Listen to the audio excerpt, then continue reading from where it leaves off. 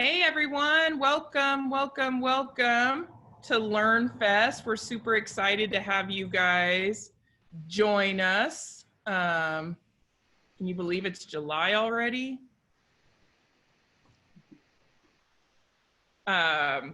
Super excited to have everyone today. It's day 2 of LearnFest.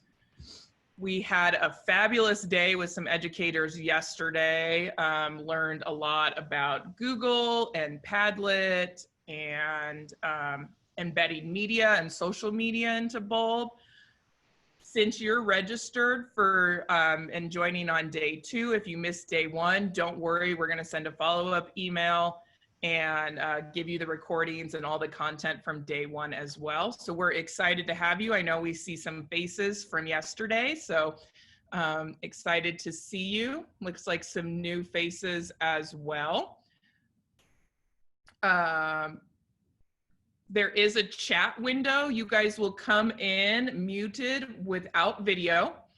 But in the chat window, please let us know where you're from, where you're joining us from. If you want to share something fun and interesting you've done this summer. I know there's been some interesting stories from people's staycations.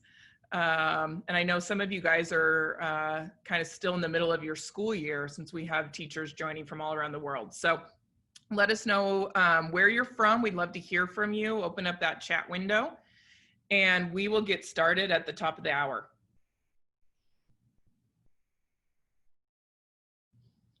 And for those of you joining, again, welcome to Bulb LearnFest Day 2. We had a fabulous day, number 1.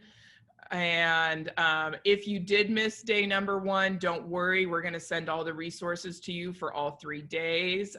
Seeing some familiar names and some new ones. So if you didn't join us, we're super excited to have you for day 2. And chat in the chat window. Let us know where you're from. We'd love to see who's in the group. We have teachers from all over the world, so welcome, welcome, welcome. Can we believe it's July? It's crazy. We will get started. Probably, and we'll give about 30 more seconds or so for some people to join, and then we'll get going.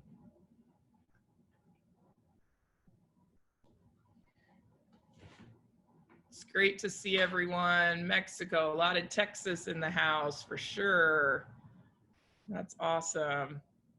Welcome everybody. All right, well, let's kick it off. Day 2 LearnFest, woohoo! We have some awesome educators who have agreed to share some of their wisdom about some of their tech tools that they use and teaching us a little bit about those and then how those, how they kind of smash those with Bulb to make for a really great experience for teachers and students. So I'm super excited about it. We're doing Microsoft Teams and OneDrive today. We're doing Slack and Flipgrid. So to kick it off, just a couple housekeeping things.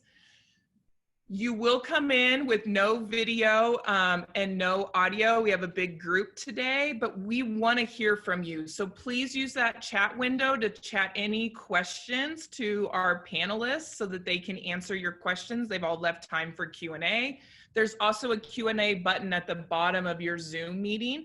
So feel free to post a question in there as well. And we have some moderators that will help us navigate those questions. So we're super excited. Please communicate with us and let us know what's on your mind. So to kick us off, I want to introduce Candice. Candice is an 8th grade ELA teacher in Omaha Public Schools. She's at Lewis and Clark. Next year, she's going to be teaching 6th grade. So she's excited about that. And her district is a Microsoft district. And so she is going to walk us through how she utilizes Microsoft Teams and OneDrive in her district. So Candice, we're super excited to have you. And I'm going to stop sharing and hand it over to you. Okay. So I'm going to go ahead and share my screen. And it will pop up with my Bulb page. That's perfect. And Candice, I apologize. Let me say one more thing because I told myself I was going to remember to do this in the intro and then I forgot. But If you guys are social media, especially Twitter, please tweet and tag us, follow us at Bulb App, and you can do hashtag Bulb, the Bulb App chat. So hashtag Bulb App chat and follow us at Bulb App. Chelsea, let me know if I said that wrong.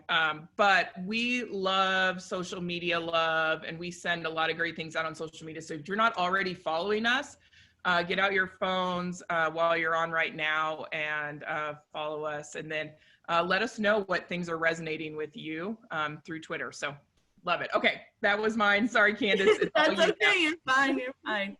Okay, so like Bria said, Omaha Public Schools is not a Google Classroom district. We are a Microsoft district. So what that means to us is it is the platform where we would share documents with students. It's where we create all the work. And as we're using Zoom, when I want to meet with colleagues from my school and district and my students, we actually use Microsoft Teams for that as well. So if you've seen any Teams commercials, it has conference call abilities just like Zoom does, but Microsoft Teams is the platform that just kind of houses everything. So this is something our students know how to log into. It's connected with their email, but it also is an app that they just log into that our district has put on their tablets for them. So these are all the different functions that it does.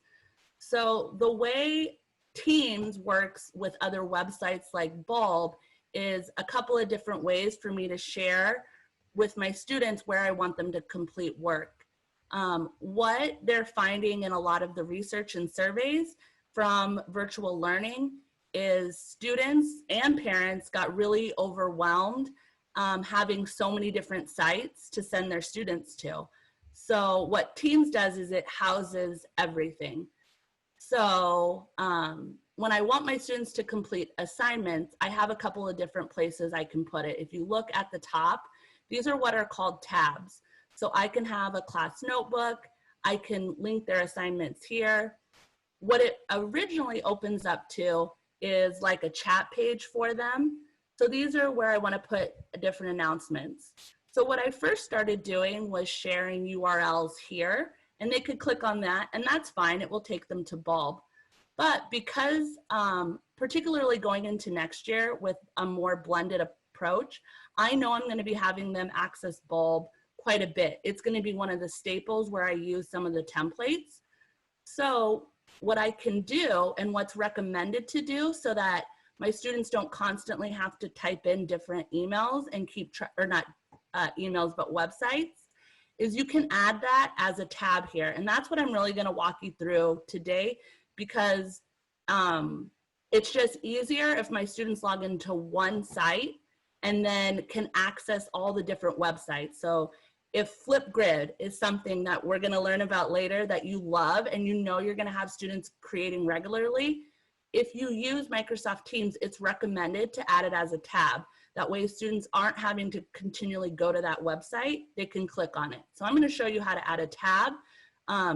These are tabs that are already set up in Teams. Like I didn't have to create class notebook or assignments or the posts, but I have, as you can see, some websites that I already know that I'm going to have my students regularly access, and Bulb is going to be one of those.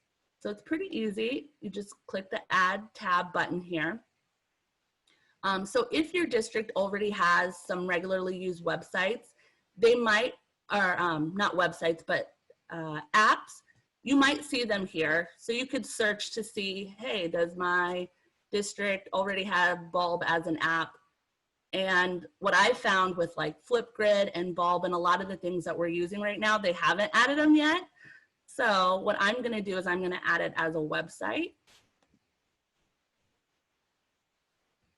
So I'm going to add this little website here.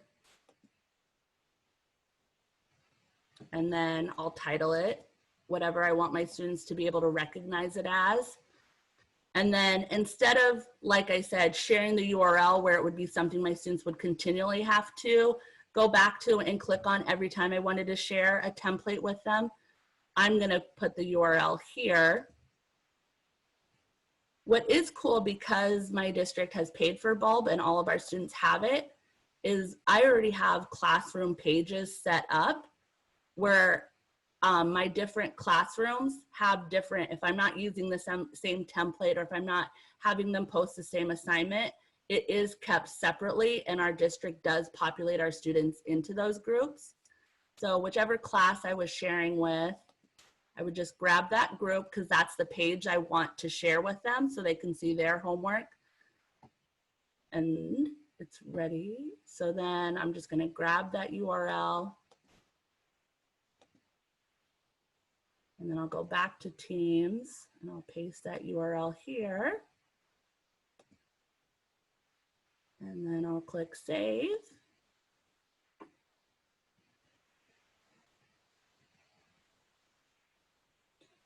And this is what's likely to pop up the first time when they go. So if it's a desktop app, they could click here and it will already automatically log them into that site.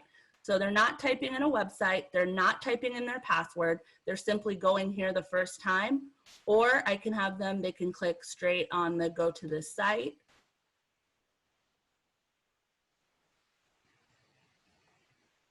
And it will do its little job.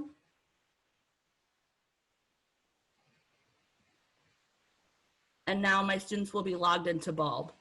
So it will live as a tab up here. And now anytime they log into Teams, what I would typically do is I would create a post that would say, hey, don't forget to enter your welcome information on the Bulb template. I can put that reminder here. It also, because Team works where all of your tabs here sync with all the other programs, as you can see, it's already alerting my students, hey, your teacher has added a new tab. This is gonna go out. Now there are functions within Teams where if I didn't want all my students to know, hey, I just added a bunch of tabs, I can silence those. But if I am adding something new that we're gonna use regularly like Bulb, I can also customize this announcement to them. So they're already gonna get an alert, hey, your teacher added a new tab, but then I can go ahead and I can customize that. So that's where I could like delete it, but I could add another bit about, hey, this is gonna be a site we use regularly. I could add a comment with that. So this is what I found to be the easiest, instead of, like I said, having my students create a bunch of websites that they have to log into. With Teams, it all can be warehoused here. They're not having to keep track of a lot of different passwords, a lot of different websites. And so now it'll just be a tab that they can click and it will go straight there. So those are directions, step-by-step directions that I do have as a document that will be sent out with you. So the next part, so that's just really quick about Teams. It's tabs, it shares websites. They can do video conferencing chats here. This is where I can post their assignments. So it's really a platform that houses other websites and just everything works together. Microsoft is similarly to how Google has everything together. Teams just uses Microsoft apps and stuff. So the next part that works really well with Teams is OneDrive. So I'll share a little about that, and then I'll allow any questions, and I can go into anything more that you're wondering about Teams. But that's really how I'm gonna use Bulb and Teams together, because Bulb is a website where I'm gonna have my students creating their own page. I'm gonna have them doing some templates where they share information about themselves. It even has the capability to allow them to work together on projects. So it's a website that I'm just going to have them go to create some of the work that they're doing. And then it already will share that with me through that classroom. That's great. Hey, Candice, question for you. Sure. from Teams, when the students are submitting their assignments, so maybe they do an About Me page, or they're doing, as an ELA teacher, maybe they're doing a writing piece for you. Do you have them use the URL when they publish a page in Bulb, and then submit it through the assignments and just kind of paste it into assignments so that they turn it in, so you kind of manage who's turning in what? Right. Yep. Okay. I check regularly, but yes. Yep. And then you'll also check their portfolios too on a regular basis to see how they're doing. Okay. Right. Exactly. And they can do that here with the assignments tab. That's where they can send me their URL and I can check on all of that. So it works together. And this also, once I post their assignments, once they click it in here, it acts as a grade book for them. And so it will automatically, like, I can put my rubric here and then it automatically gives them the grade here. So in Teams, everything really works well together. So they can see what they have due. And that's really why OPS went with Teams and Microsoft, is because they wanted a place that houses everything. So they really encourage their teachers to use it. Yeah, that's great. So that everyone's using the same thing. And I think that's helpful in continuity for parents and students when they're using, their teachers are using different tools versus using similar tools. That helps with that for sure. We did have a question come in. So does this replace Google Classroom, or could Teams work alongside Google Classroom? So this really works separately from Google Classroom. We are not a Google district. So it wouldn't be, if you're already using Google, I wouldn't see it to be necessary to use Teams. Yeah, I feel the same way. They have very similar functionalities. Yeah. Right. Just like in Google Docs, we have files here. So if you can see along the side or up on the, right here, it's a separate tab. This really works as like your Google Documents, is I have files instead. So to me, Google Classroom and Microsoft Teams are two different things that do the same thing with different names and a little bit different functionality. But yeah, a lot of times when I'm shared something in Google Classroom, our instructional trainers spend time showing us how to do it in Microsoft Teams. So really, it's two different ways to do the same thing.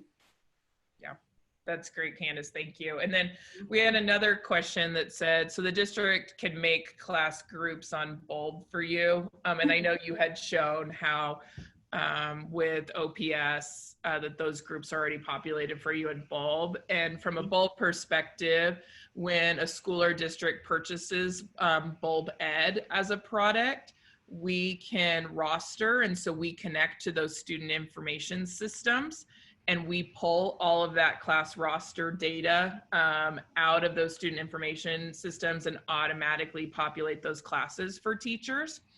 So helpful. It's so good. Helpful. I'm glad that that's helpful. And then that's managed. So if kids come in and out of the class through the year, a lot of times, depending on the setup, I know with like OPS and Frisco, Aaron's at Frisco is talking a little bit later, we have an automatic feed where we do a nightly sync. So those are updated, those classes are updated nightly. We did have another question. Can you explain a little bit more about the class notebook tab? Do you use that, or what is the function of that? So the class notebook function is a virtual online notebook. I haven't used it yet, but it is going to be something. Teams is something that we really started in my district being required to use this March when everything closed down and we had to switch to virtual learning. We had these capabilities, but not many of us had all the training on everything. But so another Microsoft tool that they have is called OneNote, and it's just exactly that. It is a virtual notebook where I can post notes. My students can take notes. My students can write in it like a notebook. So as you can see right here, it's telling me, hey, I should set my OneNote class notebook up. So it would just be another Microsoft tool that syncs with Microsoft Teams. But it's literally a virtual notebook. I can add tabs in it so that I could separate it like you could a notebook and have different sections. So instead of having to find that and create that in another website or another platform and then link it here, this just does that for you. And the nice thing about Microsoft Teams when you're using it with other Microsoft products like PowerPoint, or like if I create the class notebook, is they do work, they're live because it's all Microsoft products. So if I go into my virtual class notebook and I update something, I don't then have to come and update it here when I've already shared it and linked it into my Teams. It automatically will do that. And you do have settings, so if I don't want it to do that, I can turn that off. But it is nice. Students, when they type in it, their work is automatically saved and they can access it from Teams without going back and forth. And yeah, one of our sessions tomorrow for day 3 of LearnFest is looking at Notability. And I think OneNote and Notability have a lot of similarities in terms of being a place to just kind of take notes and things like that. And we did have a question that said, why would you use OneNote if you're already using Bulb? And I think that's a great question, because I think there's a lot of similarities. A lot of people choose to use Bulb as a place to capture ideas and notes too. And so I think you'll see that sometimes with products, is that there are different products that you could maybe do some similar things in. So I don't know if you have any thoughts of that. I definitely do, because with Bulb, so Bulb is just, it's a more attractive portfolio. So I look at Bulb as a place where this is who I want to share about myself. I want to share what my interests are. And Class Notebook is really just a notebook. So I could do some of my templates where it's like writing assignments, and I could do that in the notebook, but I like Bulb for its showcase features and how easy it is for parents to interact with Bulb as well. If my students are in the middle of creating something, the published features allow them to feel confident about when they want that to be accessed, whereas my parents don't necessarily have access to the class notebook and aren't going to be logging in to look at that. Bulb is really where they showcase and they present things that they're proud of. Before we dipped into this virtual learning setting, that's primarily what I use Bulb for. Is in my district, we do student-led conferences. And so it was a place where my students showcased work that they had already received back. They had gotten comments. They had already revised their essay. And now I'm going to keep it and show it to the world and say, here are essays I've created. And then when they have their parent-teacher conference, instead of opening up like a folder that I've kept all their work in, they've taken some ownership in keeping things and projects that they're already proud of. And now when they come to parent-teacher conferences, they're logging into their Bulb and they're showcasing their work to their parents that way. So that's primarily what I've used it for before. It's a place, and I like with Bulb how they get to customize it. They get to go find the pictures. They get to choose pictures about themselves, and they really get to have ownership over it. Whereas Class Notebook, I'm creating it. I'm sharing my work with them. I'm giving them notes. Bulb puts a little bit more ownership on the students to really create it and be something they're proud of. Yeah, that's great, Candice. I appreciate that. And I think it's such an interesting question too, because I know that we do have students who do capture like key concepts that they've learned, skills that they've learned, so that they can keep that from year to year and go back and refer to, you know, a common word being refer to those notes or those ideas it may be, you know, writing mechanics or physics, or whatever that looks like, where they go, hey, I'm going to have to revisit these skills later. I can keep this in my portfolio and revisit it from year to year, which might be different than kind of, as someone had chatted, they know teachers who use OneNote as a virtual ISN for like organization and tool for note taking and test review. So like I have my paper notebook where I take notes. And the other thing about the class notebook is it's a class notebook. So they're adding their own pages in, but I've created it, and now it's kind of more, we're all sharing like this one virtual notebook where they can create some of their own pages, but the tabs, what's included in there, the notes, that's all like, it's one big class notebook, whereas Bulb, this is your page. It's not. So class notebook is class notebook, Bulb is your page. So it's, again, that ownership piece, it's theirs, and it's theirs to customize, where I feel like with a notebook, the teacher is going to have a lot more say and is going to be creating a lot more than just sharing templates that they get to change and customize. Yeah, I think that that was well said, a great differentiator. Thanks, Candice. And I know we're going to be moving into talking about OneDrive in just a few minutes, but we did have one other question. Somebody was wondering if you could maybe dig in a little bit more of the assignments tab and how you kind of do grading within the platform. I don't know if you have anything that you're able to share. Yeah, so I do have one assignment here that I can kind of show you. You can create the assignment, and you can decide, is it an assignment or is it a quiz? And then this will be a running like roster of what all you've created, what all is due. And so when you create the assignment, you enter in information just like you normally would. You can choose when it's due. So that's another thing, like right now during the summer, I might start adding in some assignments that I know that I'm going to want them to do, but I don't want them to see this like overwhelming list. So you can customize the date here as to when they'll see it and when it's due. And once it's due, it removes itself from that list as well. Not from my end, but from the student's end. It's like, okay, that's already done and checked. So then once you've created the assignment here, this is where I could add the rubric, and then I can score, if I'm scoring it in teams and not just like putting it in my other grade book. If I add the rubric here and I add the points here and I grade it here, what I was saying about the grades tab is if I enter that information here, it will then populate it here for the students. So once I've graded the assignment here on my end, it will then show them what they got on that test. So like you can see that I've got this test. The one assignment that I do have in here that I can show you. So this was an assignment, I filled in all the data, I populated it, and now for on the student's end, it's clickable. They can click right onto the assignment.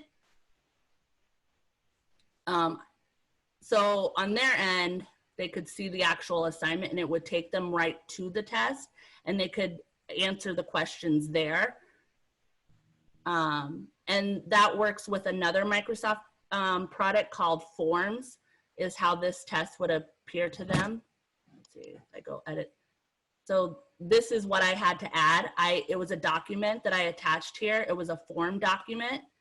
And so on their end, when they click on it, it just takes them right to the form where they're going to answer the questions. So again, that's why OPS is fond of Microsoft Teams, is because with other Microsoft products, they all sync together. So I've shown you Microsoft Teams, but now this is Microsoft Forms, and then there's Microsoft OneNote. And so it's all different Microsoft products that work together. So this is what my students would see when they click on that assignment, is this form. That's their quiz for the end of reading this passage. And then I'll have multiple choice questions. So it will on multiple choice questions, it will already like grade that for them. It will tell them you've got 5 out of 10 correct. But then I can also add in my short answer questions, which would require me to go back in, do the grading. And then once I grade it on my end here, they'll be able to see here their grade and what they got on it. I hope that answers their question a little bit more. Yeah, But I think that was it's great. a lot on a teacher's end of just creating the assignment, sharing the file, and then grading it in that tab. So I would have to log into my team and add that grade here. Yeah, that's perfect. Will you do me one favor? Will you go back to that assignments tab and you have gone to the create a new assignment? Yep. And I know you had showed us in the other one that you had added that resource as a form, but if you'll, go to create an assignment. Sure. And then under that instructions where it says add resource, I think that's where you had added that that form before. Does it also allow you to add a URL there? Or is it just? Yep, right here I can add a link. Yep. And it will take them here as well. Yep. So I feel like that's a really great place as teachers, if you guys have created bold page templates. And remember, every bold page has a specific URL to it. And so you can post that specific URL for that template right here as well. And then the students will just simply click on that URL. It'll take them to your page and they'll be able to copy the template into their portfolio. And then when they complete that, they'll be able to take that URL and submit it back through that assignment. So I know you had showed us through the groups, which is a super cool tip and I love it. And so that's because I didn't know about that one. So this is another way to easily connect a bold page with an assignment through Teams. Right. Yep. So that way it stays on their list and it's another place to remind them that they have to do it as well. And so that's why you would definitely want to add that here so that they have it. Yeah, that's great, Candice. I think that's all the questions that we had thus far, specifically about Teams. So we'd love for you to show us OneDrive and what that's all about. And then if anybody else has any other, oh wait, we might have one more question. Hold on a second. Let's see, if you send the template link, where do they send their URL link once it's completed? I don't know if you have a student account or can show how students turn it in, like what it looks like on their end. I'm not sure that you're right. No, so that's one thing that they haven't done with us yet is shared like student accounts. They're working on it, but they haven't done that yet. So similarly to when I clicked on this assignment, and if I go into the edit assignment, the student view, they just see that assignment. And so once they click that it's done on their end, like it will just take them to that assignment. But on my end, I'm just going to see, let's see, on my end, once they publish it on my end, I'll just see like they'll have a place where they can share the URL. And it will just show on my list that they've turned it in. Yeah. So I wish I could show you, but on my end, I'll just have this list of URLs and it will show me who's turned them into me. So, and we might, in the resource that we send in the follow-up, and just so everyone knows, this is being recorded. Day one was recorded as well, and we will send the recordings for all 3 days at the end of tomorrow with some bold pages and some resources that go along with it. And we'll try to get some screenshots of the student view so that for those of you who are interested from the team's perspective, you can kind of look at exactly what that student view looks like. So we'll see if we can right. So, so it does work. Yeah, that's great. It does work. It does create a list nicely for me here. So perfect.